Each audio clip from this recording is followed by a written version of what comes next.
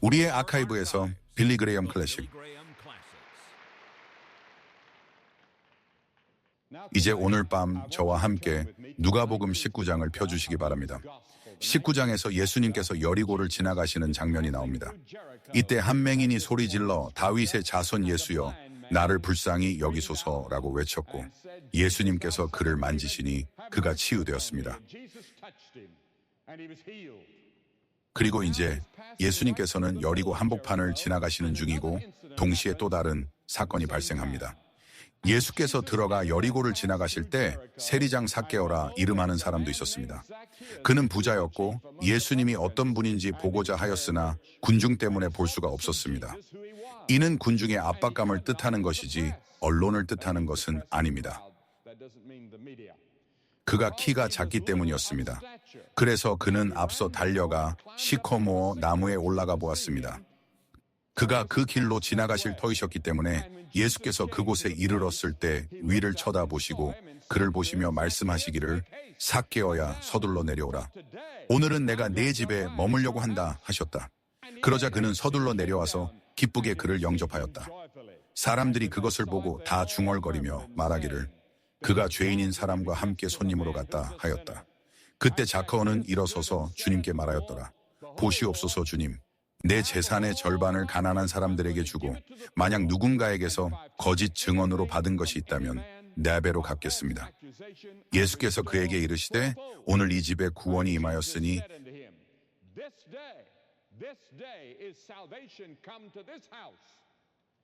그도 아브라함의 자손이기 때문이라. 인자가 잃어버린 자를 찾아 구원하려고 왔느니라.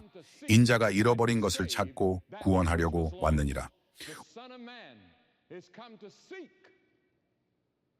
오늘 밤 이곳에는 수천 명의 잃어버린 사람들이 있습니다.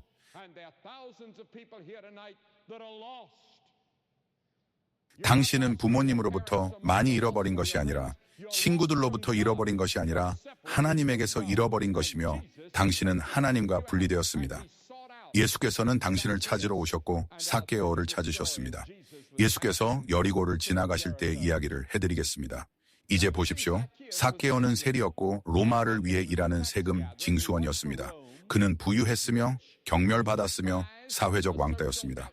사람들은 자신들을 지배하는 외국을 위해 세금을 징수하는 세금 징수원을 좋아하지 않았습니다. 그리고 만약 예수께서 여론을 고려하셨다면 그는 절대 사커를 한 번도 쳐다보지 않았을 것이다.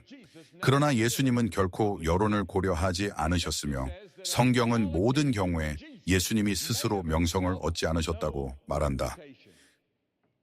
그리고 나는 자발적으로 사커의 집을 방문한 사람이 있었던 것은 몇 달 만의 일이라고 상상한다.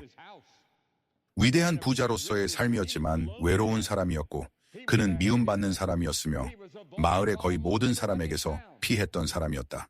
하지만 그의 호기심이 그를 강한 동기부여를 줬고 그가 예수님을 보고 싶어 했다. 그는 아마도 예수에 대해 들었을 것이고 사람들이 많은 이름으로 그를 부르는 것을 들었었다. 어떤 사람들은 예수를 악마라고 불렀고 어떤 사람들은 그를 광신자라고 했고 어떤 사람들은 그를 신성모독자라고 했고 어떤 사람들은 그를 이단자라고 했고 어떤 사람들은 그를 예언자라고 했으며 또 어떤 사람들은 그를 사기꾼이라고 했고 많은 사람들은 그가 실제로 신의 아들이라고 말했다.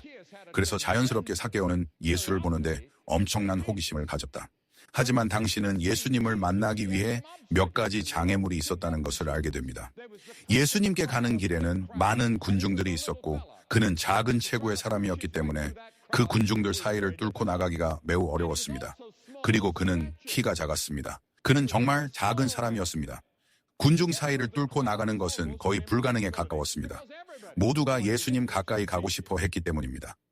여러분 중 많은 사람들이 예수님을 알고 싶어 하고 예수님에게 가까이 가고 싶어 하며 예수님을 마음속에 모시고 싶어 하며 구원을 얻고 싶어 하지만 여러 가지 장애물에 부딪힙니다. 그것들이 무엇인지 몇 가지 예를 들어보겠습니다. 먼저 자만심입니다. 성경은 자만심이 그 어떤 죄보다 더 많은 사람들을 그리스도에게서 멀어지게 한다고 가르칩니다. 자만의 죄 성경은 하나님이 교만한 자에게는 대적하시나 겸손한 자에게는 은혜를 주신다고 말씀하십니다. 성경은 너희 중에 누구든지 이 세상에서 지혜롭게 여기면 그가 지혜롭게 되기 위해 바보가 되라고 말씀하십니다. 예수께서 말씀하시기를 우리가 어린아이처럼 되어야 회심할 수 있다고 하셨습니다. 그리고 그리스도와 가까워지고 마음의 그리스도를 모시려면 아무리 지혜로워도 어리석은 자가 되어야 한다고 말씀하셨습니다. 어린아이처럼 되어야 합니다. 우리는 모두 자랑스럽고 자신을 낮추는 것을 좋아하지 않습니다. 그리고 그리스도로부터 우리를 멀어지게 하는 두 번째 이유는 우상숭배입니다. 우상숭배는 성경 곳곳에 나타나는 또 다른 죄로 거의 다른 어떤 죄보다 더 많은 사람들을 하나님으로부터 멀어지게 하고 있는데 오늘날 우리의 우상숭배는 우리 자신을 숭배하기 때문에 매우 독특합니다. 우리는 인간을 숭배합니다. 우리가 그것을 깨닫든 못하든 우리는 우리 자신과 우리가 만든 것들, 우리 손으로 만든 것들, 텔레비전 세트든 새로운 자동차든 물질주의와 같은 것들을 숭배하고 있습니다. 이 모든 것들이 신과 여신이 되었고 성은 여신이 되었습니다. 에베소 시대나 로마 시대와 마찬가지로 이것들이 현대의 신들입니다. 그리고 성경은 말합니다. 나의 돌라 불과 유황 이는 두 번째 사망이니라. 요한계시록 21장 8절. 하나님은 우상 숭배를 싫어하시고 그 다음으로 여러분 중 일부를 그리스도에게서 멀리하게 만드는 것은 세속성입니다. 사람이 온 세상을 얻고도 자신의 영혼을 잃으면 무슨 소용이 있으며 사람이 무엇을 주고 자신의 영혼을 바꾸겠느냐고 예수님이 마태복음 16장에서 말씀하셨습니다. 여러분 중 많은 사람들이 자신의 영혼, 즉 영원한 영을 이 세상에 조금과 맞바꾸고 있는데 예수님은 만약 여러분이 중동의 모든 기름을 얻었다고 가정해보라고 하셨습니다. 남아프리카의 모든 금, 네덜란드의 모든 다이아몬드, 세상의 모든 부를 다 가지고 있었다. 세상의 모든 음악, 모든 문화, 모든 철학, 모든 심리학을 모두 가졌고 영혼을 잃었다. 그것은 가치가 없을 것이며 그럼에도 불구하고 조금의 그것 때문에 당신은 영혼을 잃고 있다. 이것은 돈을 가지지 말라는 것을 의미하지 않는다. 하나님은 성경 어디에서도 부자가 잘못 사용하거나 잘못된 방법으로 얻지 않는 한 부자를 정죄하지 않는다. 그러면 그는 정죄를 받는다. 하지만 성경은 이렇게 말한다. 너희는 세상과의 우정이 하나님과의 적대관계임을 알지 못하느냐. 그러므로 누구든지 세상의 친구가 되려 하면 하나님의 적이 되는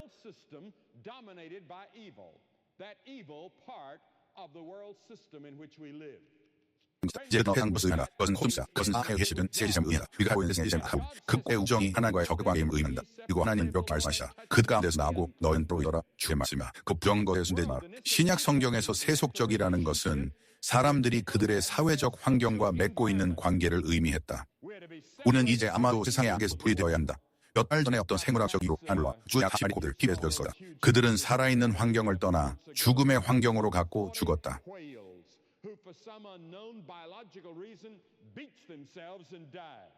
그리고 여러분 중 많은 사람들은 성경 안에서 살고 하나님을 위해 사는 환경을 떠나 세상으로 나가고 여러분의 영혼은 하나님 앞에서 죽은 상태이다.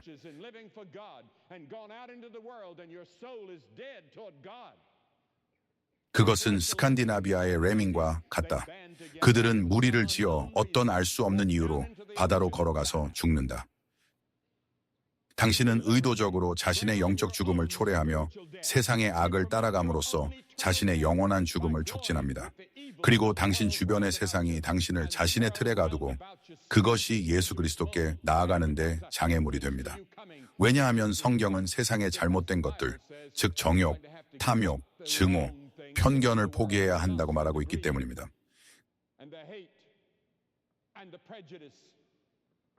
그리고 세상의 물질주의적인 부분은 잘못되었다. 당신이 그리스도께 나아올 때 돌이켜야 하고 그것이 현대의 그리스도를 따르는 것이 어려운 이유입니다. 기독교인이 되는 것은 쉽지 않습니다. 당신을 속일 생각은 없습니다. 지금 현대 미국이나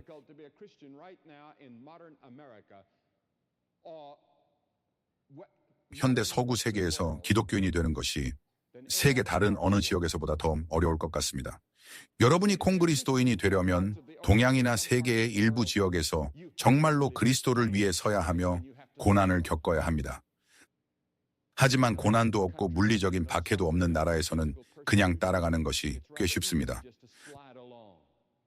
정말로 그리스도를 모르면서 자신을 크리스천이라고 부르지만 정말로 크리스천이 아닌 신약의 크리스천이 아닙니다. 그리고 그렇게 교회에 평생 동안 다녔고 세례를 받았으며 확인도 받았지만 여전히 그리스도를 모르는 수천 명의 사람들이 있습니다. 그리고 또 하나의 장애물은 비밀죄들입니다. 성경은 시편 저자가 기도하기를 내 은밀한 죄에서 나를 깨끗하게 하소서라고 했으며 바울은 로마인들에게 하나님이 그날 예수 그리스도로 말미암아 사람들의 은밀한 것을 심판하실 것이라고 썼습니다. 당신은 하나님으로부터 비밀을 감출 수 없습니다. 당신의 친구들은 그것에 대해 아무것도 알지 못하고 당신의 가족조차도 알지 못할 수 있지만 당신은 알고 있으며 하나님은 그것들에 대해 당신에게 말씀하고 계셨습니다. 그것은 텔레비전의 인크레더블 헐크와 같습니다. 내가 그것을 한 번, 어쩌면 두 번 본 것 같은데 그것에 대해 읽었고 만약 내가 올바르게 이해했다면 그것은 그 안에 있는 사람을 제거하려고 하는 것입니다. 항상. 그리고 아마도 당신은 당신의 비밀스러운 죄와 함께 당신의 마음속에 숨겨진 사람과 싸워왔을 것입니다. 그것들을 오늘 밤 그리스도에게 고백하십시오. 십자가로 나아가 당신의 마음의 비밀을 가져가십시오. 그리고 그 앞에 그것들을 내려놓고 주님, 여기 있습니다. 라고 말하십시오. 나는 항복합니다. 그리고 나서 자기 의는 사람들을 그리스도로부터 멀어지게 만드는 또 다른 것입니다. 성경은 자신의 눈에 깨끗한 세대가 있으며 아직도 그들의 더러움으로부터 씻김 받지 않았다고 말합니다. 우리 자신의 눈에 깨끗하고 서로 등을 두드리며 우리가 좋다고 말하지만 실제로는 나쁜, 우리가 좋다고 말하지만 실제로는 죄를 짓고 하나님의 법을 어기고 있는 것입니다. 그것이 우리를 그리스도의 자기 의로부터 멀어지게 만듭니다. 이제 우리가 장애물을 보았으니 예수님을 봅시다. 이것은 개인적인 부르심입니다. 예수님이 삭개오를 돌아보시고 그의 이름을 부르시며 삭개오가 나무 위에 있는 것을 보십니다. 삭개오는 돌무화관 나무를 오르고 나뭇가지 위에 있었습니다. 거기에 앉아 예수님을 지켜보던 중 마을에서 가장 인기가 없고 가장 미움받는 가장 죄 많은 사람이 위대한 예언자 예수님에게 자신의 이름이 불리는 소리를 듣습니다. 그리고 예수님은 말씀하시길 삭개오야 그가 얼마나 놀랐을지 상상할 수 있습니까? 그 군중과 종교 지도자들 중에서 그가 마을에서 가장 큰 죄인인 그가 자신의 이름을 불리다니 성경은 예수님이 선한 목자라고 하고 그는 자기 양들을 이름으로 불러 이끈다고 말합니다. 창세기에서 우리는 하나님이 에덴 동산에 직접 오셔서 아담을 부르신 것을 읽을 수 있습니다. 하나님께서 말씀하시기를 아담 아담 어디 있느냐? 그리고 나중에 아브라함을 부르시며 말씀하시기를 아브라함, 야곱, 모세, 여호수아, 기드온, 사무엘, 다윗,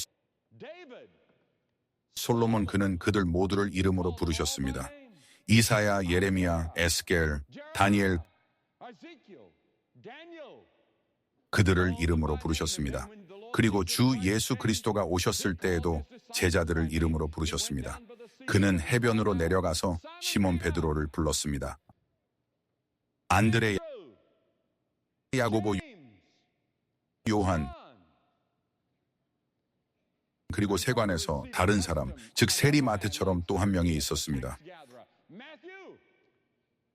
와서 나를 따르라. 그리고 그는 벌떡 일어나 예수를 즉시 따랐다. 다마스쿠스 길 위에서 그는 말했다. 사울, 사울, 사울, 왜 나를 박해하느냐? 그리고 밤모 섬에서 그는 말했다. 요한, 그는 너를 이름으로 불렀다. 이름이 무엇인가? 짐 메리 수지 피터. 그는 오늘 밤 당신을 이름으로 불렀습니다. 그는 당신의 이름을 알고 있으며 당신에 대해 모든 것을 알고 있습니다. 그리고 그는 당신을 불렀고 메리 자리에서 일어나 내게 오세요. 오늘 밤 나는 당신의 집으로 당신의 마음으로 들어가고 싶습니다. 라고 말했습니다. 짐, 당신에게 나는 필요합니다. 당신은 내가 필요한 걸 알고 있습니다. 내가 당신을 돕고 당신을 용서하고 당신을 천국으로 데려가야 합니다. 다리에서 일어나 오세요. 그는 당신을 이름으로 불렀습니다. 그는 나무 위를 올려다보고 말했습니다. 자카요. 그리고 그것은 긴급한 부름이었습니다. 그는 말했습니다. 자카요 서둘러 서두르세요. 우리에겐 시간이 많지 않습니다. 그리고 그가 당신에게 이렇게 말합니다. 서둘러요. 만약 당신이 그리스도에게 올 거라면 지금 오세요. 이런 순간은 다시 없을지도 몰라요. 성경 어디에도 내일 당신이 구원받을 수 있다는 약속은 없습니다. 오늘이 바로 구원의 날이고 지금이 받아들여질 시간입니다. 당신에게 내일은 없을지도 모릅니다. 국가에 이런 구절이 있는데 가끔 듣다 보면 놓칠 때가 있어요. 그리고 그건 아름다운 것입니다. 오 주, 우리 하나님 일어나소서. 당신에게 우리의 희망을 고정합니다. 하나님 우리 모두를 구하소서.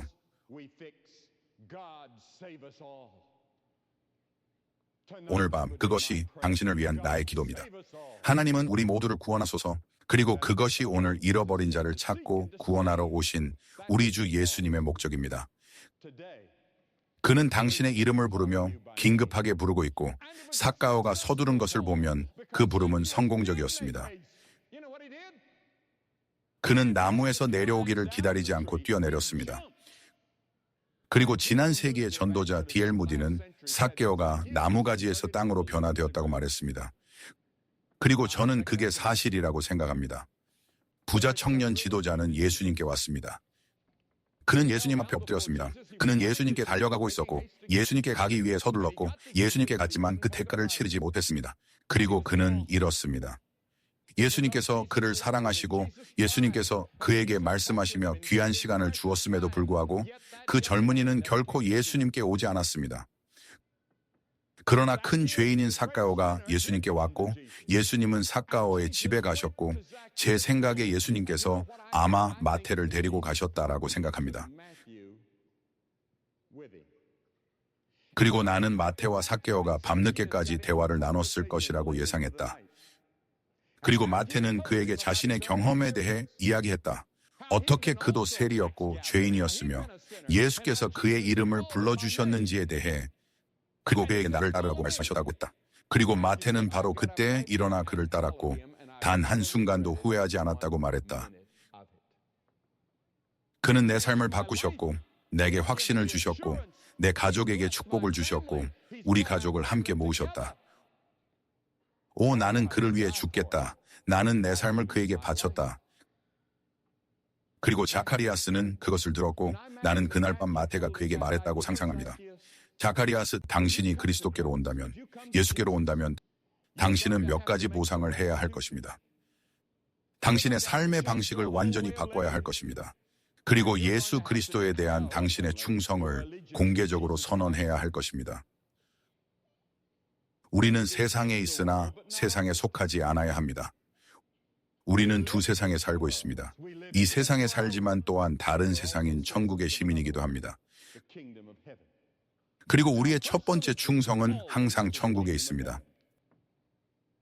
네, 저는 마태가 그에게 그런 모든 것을 말했다고 상상합니다. 결과는 무엇이었나요? 결과는 삭가오가 그리스도를 영접했다는 것입니다. 이제 그리스도를 영접하는 것은 단순한 인간의 이성을 넘어서서 믿음의 행위를 포함합니다. 성경은 자연인은 하나님의 영의 일을 받지 아니하나니 이는 그에게 어리석은 것이요 또 그는 그것들을 알 수도 없는 것은 영적으로 분별되기 때문이라고 말합니다. 다시 말해 당신과 같은 자연인은 단순히 와서 이성을 통해 하나님의 왕국에 도달할 수 없습니다. 당신은 그리스도에게 이르는 길을 이성적으로 찾을 수 없습니다. 저는 자키르가 앉아서 모든 철학을 정리했다고 상상하지 않습니다. 그리고 모든 예수에 관한 신학적 논쟁들, 그는 단지 믿음으로 그를 기쁘게 받아들였습니다. 단순히 어린아이처럼. 그리고 예수님은 그를 받아들이고 용서하셨습니다. 당신은 그리스도께서 오늘 밤 우리의 마음의 문을 두드리고 계신 것을 보고 있습니다. 그는 당신 같은 사람들에게 자신을 받아들이라고 요청하고 계십니다. 그리고 그들은 그가 죄인을 받는다고 그를 비난했다고 말하며 그를 비난했습니다. 당신은 죄인입니까? 당신은 하나님의 법을 어겼습니까? 나는 죄인입니다. 당신은 정말로 자신이 그렇다고 확신합니까? 그는 죄인을 받습니다. 그가 죄인을 받는다는 것은 놀라운 일이 아닙니까? 그리고 내가 서 있을 때, 그리고 내가 죽을 때 천국에 내서 그들이 나에게 비밀번호 무시고 물으면 난 예수 그리스도가 십자가에서 행하신 일 때문에 하나님의 은혜와 자비로 여기 있다고 말할 것이다. 나는 빌리 그레이엄이 한 어떤 선행으로 여기 있는 것이 아니다. 내가 이 밤과 같이 사람들로 가득 찬 큰 경기장에서 설교했기 때문에 천국에 간 것이 아니다. 내 성경 읽기 때문에 천국에 간 것이 아니다. 내 기도회 때문에 천국에 가는 것이 아니다. 난 훌륭하게 천국에 가는 것이 아니다. 기독교인 아내와 5명의 기독교인 자녀들, 하나님 은혜와 자비로 인해 나는 천국에 갈 것입니다. 나는 죄인이며 심판받을 자격이 있으며 지옥에 갈 자격이 있지만 나는 그리스도로 인해 가게 되었고 그리스도를 영접했습니다. 나는 그분이 내 마음에 들어오도록 했고 십자가 앞으로 다가갔습니다. 그분은 내 죄를 용서하셨고 나는 영생을 얻었습니다. 나는 오늘 밤 내가 구원받았다는 것을 알고 있으며 어디로부터 왔는지, 왜 여기에 있는지, 어디로 가는지를 압니다. 만약 그분이 오늘 밤 오신다면 나는 준비되어 있습니다. 당신은 그것을 알고 있습니까? 확신하십니까? 이 사람은 죄인들을 영접했지만 그분을 영접한 자들에게는 하나님의 아들이 되는 권세를 주셨으니 그분의 이름을 믿는 자들입니다. 당신이 그분을 영접하고 그분이 당신의 삶에 들어오도록 허락하면 당신은 그리스도가 없이도 무엇이 기쁨을 의미하는지 알게 될 것입니다. 당신의 삶의 빈 공간을 채우기 위해 성적 만족, 약물, 권력, 인기 모든 것이 아무것도 아닙니다. 그리스도가 모든 것이며 그리스도를 가질 때 당신은 여기서 그리고 지금 대문자 L로 삶을 살 준비가 되어 있습니다. 당신이 당신의 구세주로서 진정으로 그리스도를 알 때 자카리아는 기쁨으로 그리스도를 영접했습니다. 그리고 또 한 가지를 주목하세요. 자카리아는 공개적으로 그리스도를 고백했습니다. 그는 자신의 모든 친구들 앞에서 온 마을 앞에서 서서 이렇게 말했습니다. 나는 잘못되었었다. 나는 죄인이다.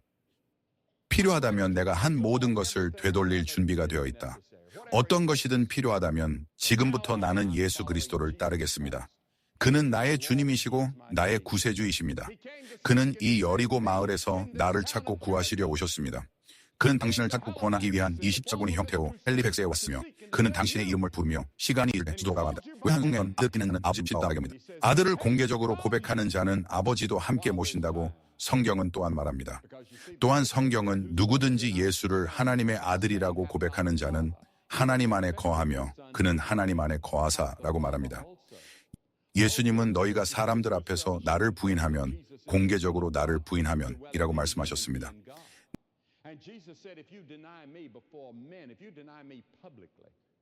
나는 하늘에 계신 아버지 앞에서 너를 시인하지 않을 것이다. 너는 예수 그리스도께서 수백 명의 사람들 앞에서 공공연히 너를 위해 피 흘며 죽으셨음을 보다. 그리고 그는 네가 그를 공적으로 받아들이도록 요청하셨다. 나는 잠시 후에 네가 그렇게 하도록 요청할 것이다. 네가 해야 할 세 가지가 있다. 먼저 이것을 들어라. 그러면 너는 심판대에서 나는 알지 못했다고 말할 수 없을 것이다. 첫째, 너는 내 죄를 회개해야 한다. 어떻게 회개하는가? 회개란 단어는 마음을 바꾸는 것을 의미한다. 그것은 내 인생에서 이 방향으로 가던 것을 멈추고 방향을 바꾸어 새로운 방향으로 나아가는 것을 의미한다.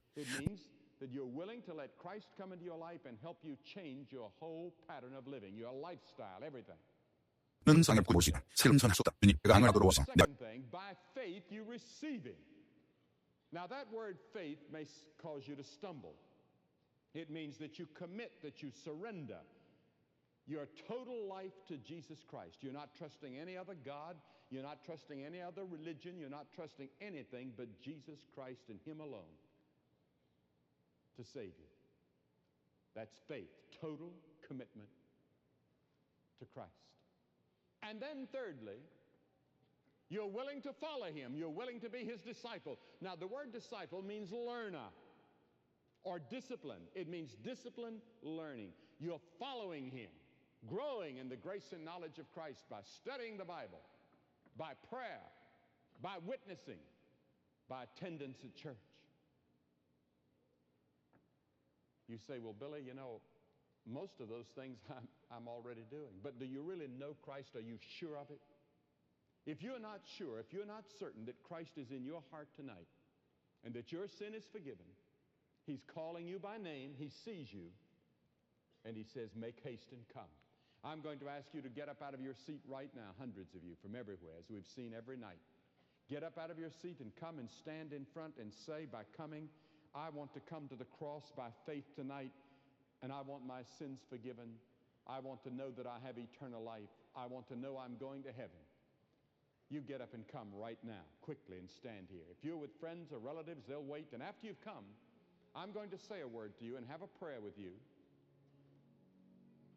And we'll give you some literature to help you in your Christian life, and then you can go and join your friends. But I'm going to ask no one to leave the stadium now at this holy moment. Everyone in an attitude of prayer as people are already coming. you get up and come right now too. God is calling you by name. Jesus is looking in your direction, and he knows your heart, and he says, come. You get up and come quickly. We're going to wait.